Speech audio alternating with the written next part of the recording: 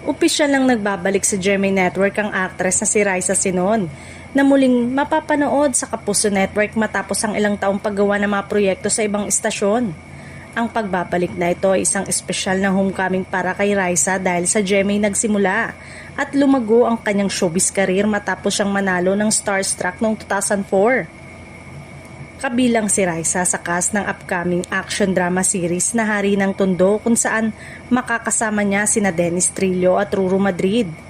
Isa ito sa mga proyektong magmamarka sa kanyang pagbabalik sa Kapuso Network at muling magpapakita ng kanyang husay bilang aktres. Ayon kay Raisa, naging madali para sa kanya ang desisyong tanggapin ang proyekto nang ialok ito sa kanya. Ibinahagi rin niyang masaya siyang muling makabalik sa network na naging malaking bahagi ng kanyang karir at maraming alaala ang bumabalik sa kanyang homecoming. Mas nagiging interesante rin ang kanyang pagbabalik dahil isang kontrabida ang kanyang gagampan ng karakter.